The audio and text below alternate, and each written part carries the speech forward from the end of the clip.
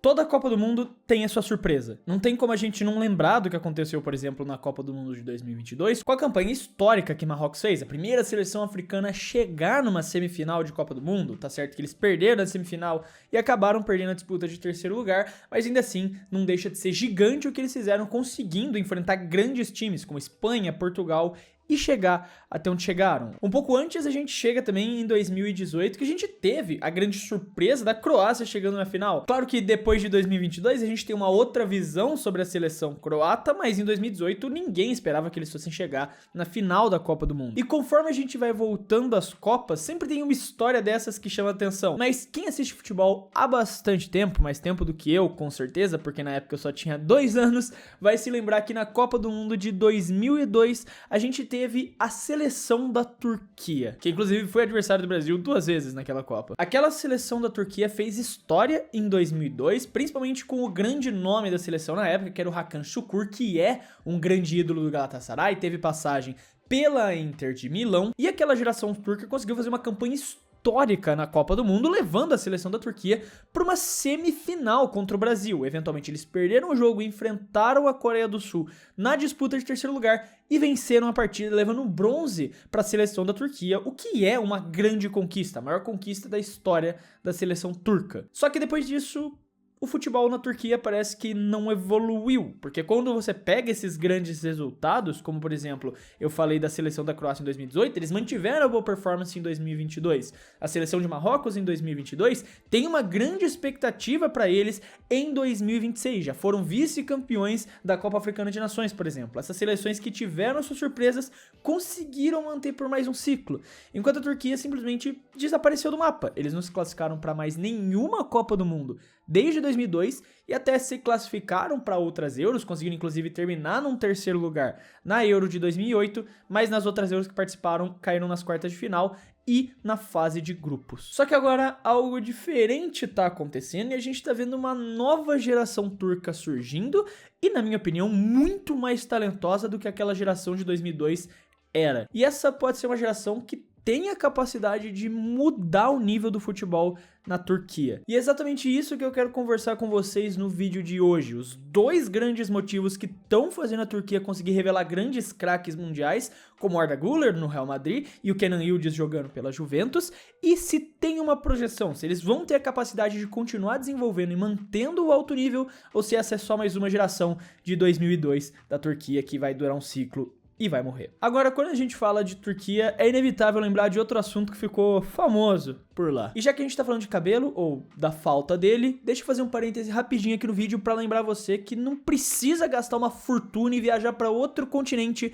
pra resolver esse problema. Hoje existe uma forma muito mais prática e aqui mesmo no Brasil, gastando só a partir de R$1,70 por dia com a Manual. A Manual é uma plataforma de saúde que facilita o tratamento pra calvície de forma prática e segura, conectando você a médicos credenciados e farmácias parceiras, tudo 100% online. E a verdade é que a calvície está longe de ser um assunto raro. Segundo a própria OMS, metade dos homens vão sofrer de calvície até os 50 anos de idade e muita gente já começa a perceber a queda capilar até os 30. E na Manual você não precisa esperar meses por consulta, nem sair procurando medicamento em várias farmácias. Funciona da seguinte maneira: você vai clicar no link que está aqui no comentário fixado ou escanear o QR Code que está aparecendo aí na tela, então você vai responder um questionário de saúde e um médico credenciado vai avaliar o seu caso e, se houver necessidade, vai fazer uma prescrição personalizada para você. Além disso, no seu primeiro pedido, se você usar o cupom que também está aparecendo aqui na tela, Clube do Fute 40, você ainda garante 40% de desconto e frete grátis na sua primeira compra. E o tratamento vai ser produzido por uma farmácia parceira, vai chegar até você numa caixa totalmente discreta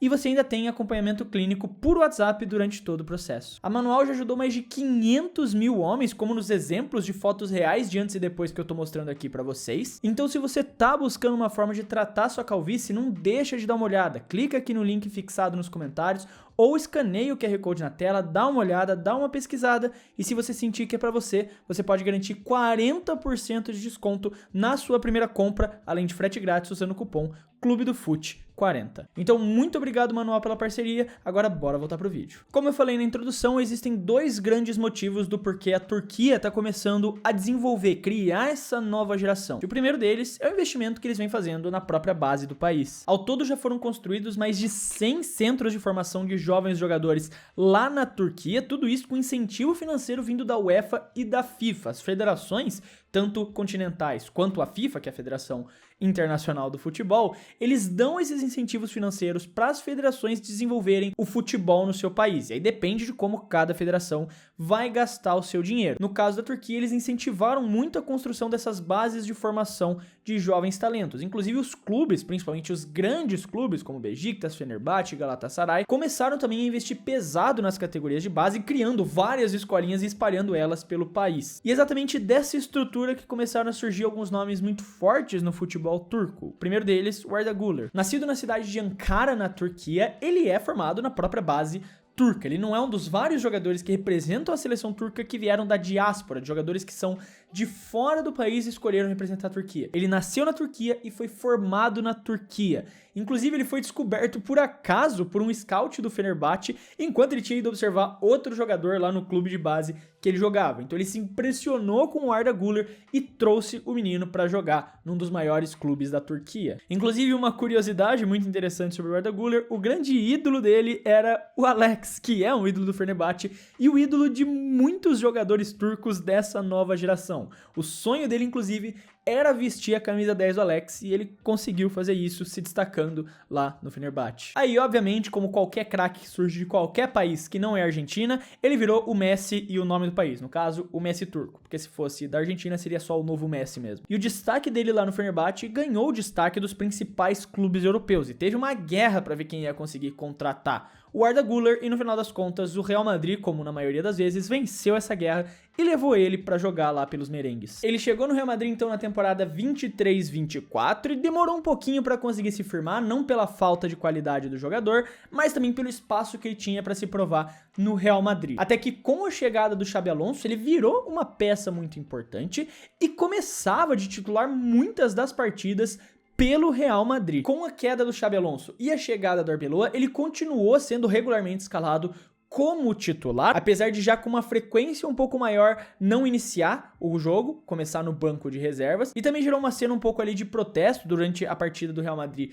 contra o Benfica, na Champions League, que o Real Madrid vai perder de 4-2, em que ele é substituído e fala "Why always me?", porque sempre eu. E essa é realmente uma constante do Arda Güler. Ele, apesar de começar com muita frequência como titular, na maioria dos jogos ele é titular do Real Madrid, na maioria das vezes ele é substituído antes do fim dos 90 minutos. Para vocês terem uma noção, a última partida que ele jogou completo, que ele jogou os 90 minutos, foi a derrota do Real Madrid na Copa do Rei. E antes disso, a última partida que ele tinha jogado 90 minutos tinha sido só em novembro de 2025. Agora, apesar disso, não tem como negar que ele vem sendo um grande craque, que ele vem sendo um grande jogador e é a principal referência técnica hoje do futebol turco, sendo titular do Real Madrid e já sendo convocado com 20 anos de idade para a seleção da Turquia. Além dele, outros jogadores que não têm o mesmo patamar também estão representando a seleção turca, jogando em grandes clubes europeus e foram formados na própria base turca. Um grande exemplo disso é o próprio Yılmaz, que apesar de não ter todo esse destaque, né, não ser um Arda Güler, ele ainda assim é um cara que tem uma história bem interessante. Ele chegou a jogar na 4ª divisão turca e considerou se aposentar por falta de oportunidades,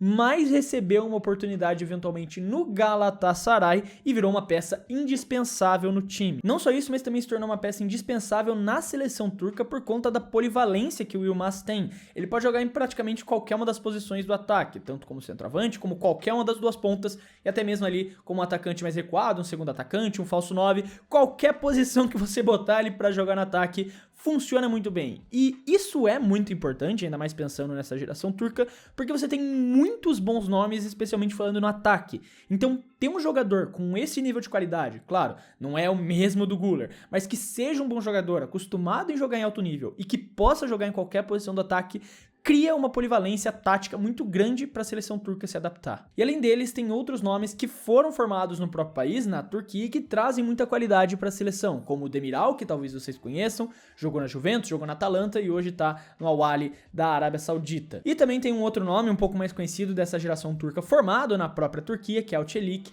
que jogou no Lille, aquele Lille que venceu o PSG na Ligue 1 e hoje atua na ótima Roma do Gasperini. Mas eu trouxe aqui alguns nomes só de maior destaque. Obviamente, nenhum desses outros 3 nomes que eu trouxe chega no patamar do Arda Güler, mas mostra que o investimento na base da Turquia começou a trazer alguns resultados. Você tem jogadores que estão cada vez mais se desenvolvendo no futebol turco e jogando nos principais clubes europeus. Mas o fato é que quando você olha para a seleção da Turquia, você percebe que a maioria dos jogadores que estão representando o time hoje não nasceram na Turquia. E aí que entra o segundo motivo e que traz também um grande peso para essa geração turca tá ganhando toda essa atração, que é o fato deles estarem indo atrás de jogadores com alguma ascendência turca que queiram representar a seleção, mesmo tendo espaço em outras grandes seleções. E acho que o caso mais claro desses é o do Kenan Yıldız. Isso porque o Yıldız nasceu em Regensburg, na Alemanha, e não na Turquia. Apesar do nome dele ser claramente turco e ele ter familiares turcos, ele nasceu na Alemanha e fez a base dele inteira no Bayern. O Yıldız, inclusive, sempre se destacou desde jovem. Já no sub-11 ele usava a braçadeira de capitão e era visto como um grande prodígio, um homem que eventualmente chegaria no Bayern de Munique. Só que ele fez uma transição que muitas pessoas considerariam ousada, para não dizer outra palavra, que foi o fato dele se transferir do Bayern de Munique para Juventus. Ele saiu de um Bayern de Munique que domina o futebol alemão, que é sempre um favorito a vencer a Champions League, para ir para uma Juventus que está longe de disputar um título europeu e que também não vem na melhor das fases no futebol italiano. Desde que acabou aquele período de dominância que eles tiveram, né, vencendo ali 10 scudettos consecutivos, a Juventus não consegue mais se firmar como uma grande força dentro do futebol italiano. Só que mesmo assim o Yıldız escolheu ir para lá, e o motivo até que faz sentido. Isso porque no Bayern ele seria só mais uma joia, que já tem várias joias espalhadas ali no Bayern, e ele teria que disputar muito por essas posições, enquanto na Juventus ele seria o craque, a joia. E como ele vem sendo titular, ele vem sendo o principal craque hoje da Juventus e trouxe a atenção de vários clubes europeus nessa última janela. Inclusive o próprio Tottenham chegou a ter conversas, isso parece mais um castigo do que uma oferta, mas isso não andou e ele continua lá na Juventus sendo o principal jogador da velha senhora. Agora um fato é que desde pequenininho, desde as seleções de base, mesmo tendo nascido na Alemanha, mesmo tendo feito a base na Alemanha, mesmo tendo crescido na Alemanha, ele sempre escolheu jogar pela Turquia. Isso não é coincidência. A Federação da Turquia está investindo pesado em scouts para ir olhar a base de outros países europeus, como Alemanha, como Itália, como Holanda, para encontrar jogadores que tenham alguma ascendência turca e que possam querer jogar pela seleção da Turquia, mesmo tendo espaço para jogar em outras grandes seleções, como era o caso aqui do próprio Kenan Yıldız, que poderia ter escolhido representar a seleção da Alemanha por conta de ter nascido no país. Isso é um ponto de virada muito grande para o futebol turco, porque a Turquia sempre teve a capacidade de produzir grandes jogadores, mesmo que não necessariamente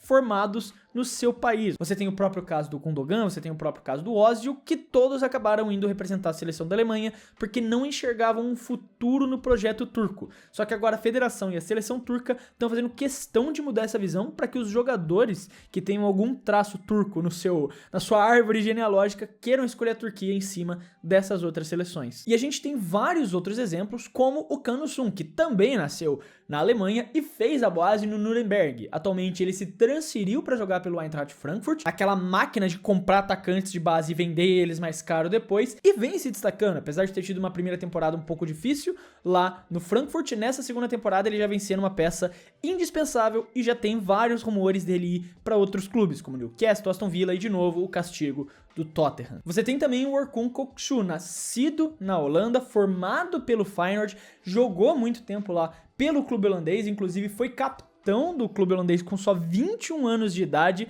se transferiu para o Benfica por 29 milhões de euros e atualmente está jogando no futebol turco pelo Beşiktaş. Um que talvez não seja da nova geração, mas ainda assim representa essa geração turca, que é o Çalhanoğlu, que nasceu na Alemanha, mas desde a base escolheu defender a Turquia. O Çalhanoğlu já é um jogador que dispensa um pouco mais de apresentação, apesar de não ser um grande craque como o Yıldız, como o Arda Güler tem essa projeção, ele ainda assim jogou por grandes clubes, fez o nome dele no Milan, deu uma facada nos torcedores do Milan e se transferiu para a Inter de Milão e já parece que brigou um pouco internamente lá com a Inter de Milão também. Mas fora isso, é um jogador muito bom, especialmente ali no meio de campo, sendo esse cérebro, sendo essa experiência da seleção turca e também um especialista em bolas paradas, tanto para a Inter quanto para a seleção turca. E se a gente for caçando, a gente encontra vários outros nomes dessa boa geração turca, como Kadioglu, que era visto como um grande talento, uma grande promessa, acabou não virando tudo isso, mas ainda assim joga em alto nível. E ele nasceu na Holanda e na base até defendeu a seleção holandesa, mas acabou escolhendo no profissional defender a seleção da Turquia. Atualmente ele vem jogando no Brighton, mas ele é um bom jogador, um jogador que joga na primeira prateleira do futebol mundial. E eu não vou nem continuar falando, porque eu poderia falar de vários outros jogadores dessa geração turca para trazer o exemplo de jogadores que nasceram fora da Turquia, mas que escolheram representar a seleção turca. O ponto aqui não é montar uma seleção, não é dar todos os exemplos. O ponto é falar como essa geração turca está se formando, como eles estão conseguindo montar esse elenco. E tudo isso cai exatamente nesses dois motivos. O investimento que eles estão fazendo e pesado na formação de jovens talentos, construindo mais de 100 centros de formação de jovens talentos, tudo isso com incentivo da UEFA e da FIFA, os clubes também, os grandes clubes turcos, construindo várias escolinhas espalhadas pelo país para trazer esses jogadores e com isso eles conseguem formar alguns bons nomes. Mas não só isso, como a Federação Turca também está pagando alguns scouts para ficarem ali espalhados em outros países europeus, assistirem os jogos de base e tentar identificar talentos que tenham ali a bandeirinha da Turquia na sua árvore genealógica e possam escolher representar a seleção da Turquia. Ainda mais agora que eles são uma boa seleção e tem uma grande chance de se classificar para a Copa do Mundo de 2026. Isso porque a chave da repescagem europeia que a Turquia inclui a Romênia, que é o primeiro jogo da Turquia, e caso eles vençam, eles vão enfrentar o vencedor de Kosovo e Eslováquia. E com todo respeito às outras seleções, especialmente a Kosovo, que fez uma grande eliminatória, mas a Turquia é a franca favorita aqui a conseguir se classificar para a Copa do Mundo. E caso eles consigam esse feito, ia ser o retorno da Turquia para uma Copa do Mundo desde 2002, quando eles tiveram aquela campanha histórica chegando em terceiro lugar. Isso quer dizer que em 2026 eles vão ir longe, eles vão chegar em terceiro lugar? Não é isso que eu quero dizer, ainda mais porque quando você pega o grosso, principalmente dessa geração turca que eu trouxe, a maioria dos jogadores são ainda muito jovens, eles ainda não têm essa maturidade, eles ainda não estão no auge das suas carreiras. Mas a situação já pode mudar um pouco em 2032, isso porque a Euro de 2032 vai ser numa sede conjunta, Itália e Turquia. E em 2032, os grandes nomes dessa geração vão estar no auge, vão estar no seu principal pico, sem falar que outros jogadores formados da base turca e que vão ser trazidos dessa diáspora turca também vão estar compondo essa seleção. Então, se eu tivesse que colocar eles num ranking de expectativa e conquista de geração belga para geração marroquina, eu até coloco eles mais próximo da geração marroquina do que da geração belga. Claro que você não pode desconsiderar o fato da geração belga ter chego também numa semifinal de Copa do Mundo, mas você tinha uma expectativa muito maior porque eles iriam conquistar. Essa geração turca pode chegar no mesmo nível de qualidade que aquela geração belga chegou a ter, ainda mais com esses grandes craques que estão se formando e a experiência, a qualidade que eles já têm hoje. Se eles vão realmente fazer uma grande campanha na Copa do Mundo, se eles vão realmente disputar o título da Euro em 2032, só o tempo vai dizer. Mas a seleção da Turquia é uma das mais interessantes pra gente ficar de olho hoje, pra ver como uma das possíveis zebras no futuro do futebol de seleções. Mas aí tá, o que esperar dessa nova geração turca que tá se formando aí? Eu quero, como sempre, saber a sua opinião, se você gostou, não gostou do vídeo, o que você tem a dizer. Eu quero sempre saber suas opiniões, então não esqueçam de deixar na caixa de comentários. Lembrando aqui também que se você gostou do vídeo e quiser ajudar o Clube do Fute, você pode fazer isso se inscrevendo no canal, porque ajuda muito a poder continuar produzindo todos esses vídeos aqui pra vocês. No mais, eu quero deixar um abraço pra você que ficou até aqui e até o próximo vídeo.